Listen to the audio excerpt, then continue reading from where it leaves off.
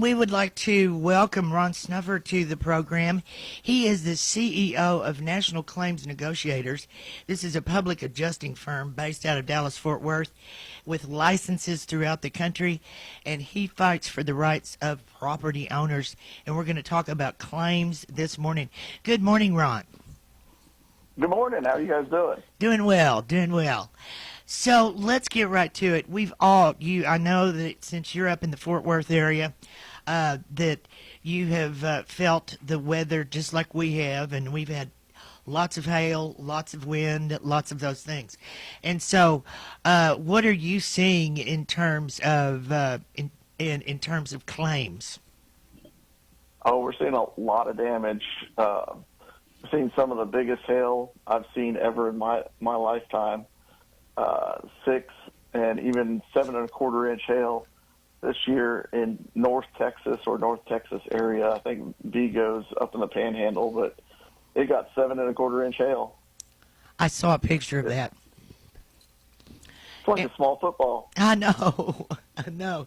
And so that causes lots of damage, not only to your house, your cars, everything, right? Right. But, I mean, anything above 1 inch will cause damage to your property. And then we've also had straight line winds up to 100 miles an hour that's caused just all kinds of damage throughout Texas this year. We've had some unusual amount of storm damage, in my opinion, for this time of year. I agree. I agree. So what do you advise people to do first? They've got a homeowner's policy, or they've got a policy on their car, of course. What do you advise people to do first? So they should have a contractor come out and assess whether or not they have enough damage that's going to be above their deductible on whether they should file a claim. You want people to only file claims when it is going to be above their deductible. If it's going to be below the deductible, then there's no point in filing the claim because you're just going to fix it on your own. Your insurance company's not going to participate. You want to make sure that you get a good contractor that knows how to look at the damage and make a determination on whether or not it's going to be high enough. Now, what if you have an insurance policy where they are a little bit fussy and they want to deny your claim even though you've got significant damage and you know it? So that's where a public adjuster would get involved, and they would advocate on behalf of the property owner and make sure that their underpaid or denied claim is paid properly based on the policy that they do have. And that's what we do for a living. Well, see, I ran into a deal. I haven't had a claim in a long, long time, so I'm sure the world's changed. The insurance company sent a guy, and they sent a roofing expert with him, and he got up on the roof and said, yeah, you got some damage. So I'm thinking, okay. And then about 4 or 5 days later, here comes the roofer guy, comes back representing not working with the insurance company, representing himself as the company, a roofing company, to put in a bid to fix the roof. And so I thought, well, this feels kind of weird, kind of fishy kind of a thing. So I called my insurance guy and was informed that this guy's a bonded guy. He does good work. We've checked his work out.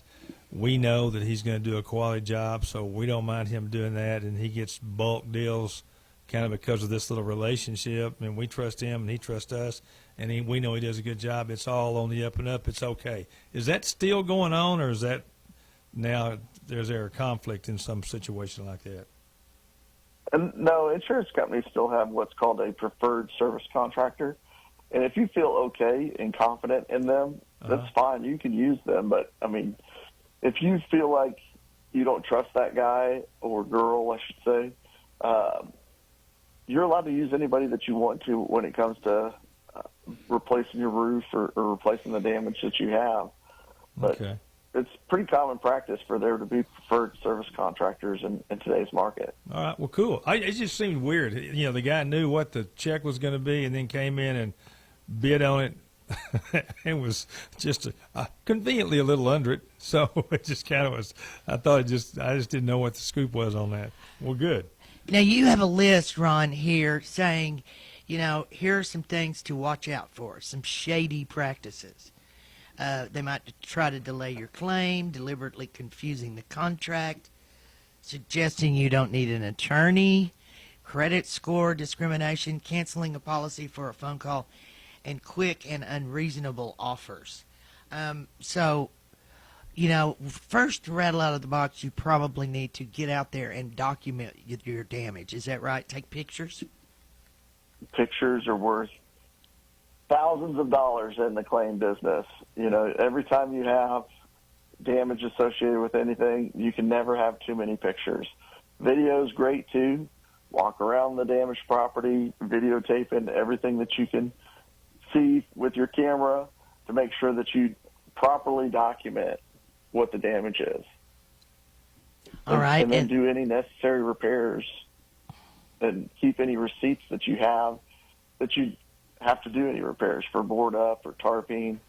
If you're doing it yourself or hiring it out, even if you're going to Home Depot or Ace to get supplies to do those repairs, you need to keep those invoices.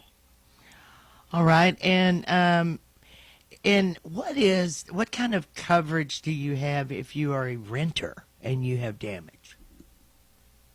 So you'll have some kind of rental insurance. Right. And the rental insurance is only going to protect whatever your contents are. That's what I thought. The property owner is still going to have a rental policy also, but they're going to cover the structure for fire, flood, hail damage, tornado, so on and so forth.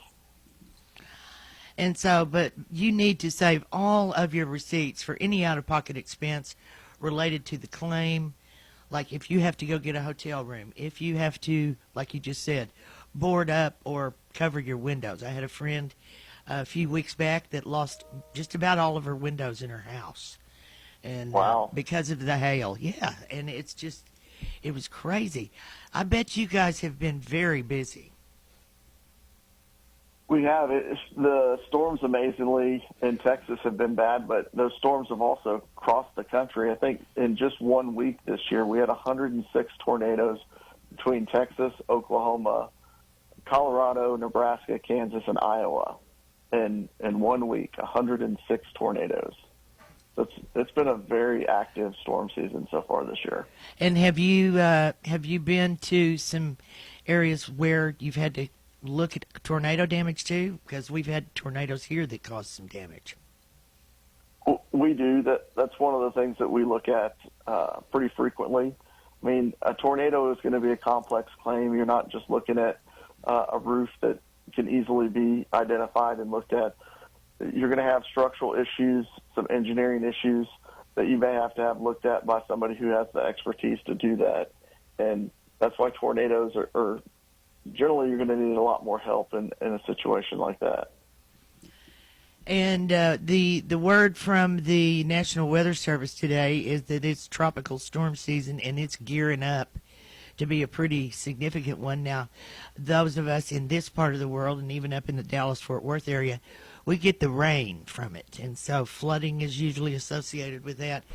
What do you tell your folks that have experienced flooding? So flooding can be a major issue. Floodwaters are fast in Texas. You don't want to try and cross any streets or go into areas that do have flooding because the tide water can get high really fast, and the water is always a lot stronger than you expect it to, and you don't want to be washed away. Lots of people have died because they go into floodwaters thinking it's 6 inches, a foot, and I could just drive through it, and the next thing you know, their car's being washed down the gully without any ability to escape or get out.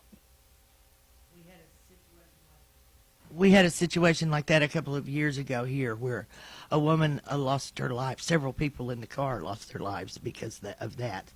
And but when you have flood damage in your house, what do you tell people to do? Get out, and then what? Just wait for it to subside? Wait for it to subside, yeah.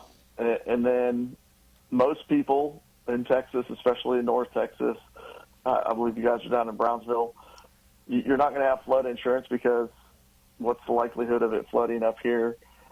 And so we're relying on FEMA, and FEMA takes a long time to pay out flood claims. And you're also going to be capped at $250,000 in damages. So that should cover the majority of houses, but there are going to be some properties that have a lot more than $250,000 worth of damage. You got horse stables, barns, so forth. It's $250 across the board. So you got to watch out for that. All right. Well, yeah, we are in Brownwood, which is about 2 hours away from Fort Worth. And we have a lake here, and when that thing goes over the spillway, I think the deal is about 7 feet over the spillway. It'll flood in town. And so we have to watch out for that.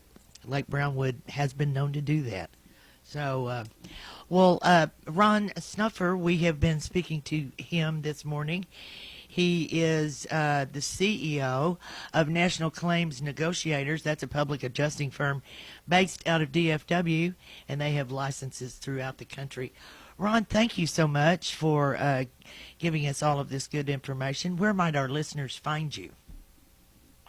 The easiest place is at www.nationalclaimsnegotiators.com. All right. Ron Snuffer, thank you so much. Thank you very much for having me.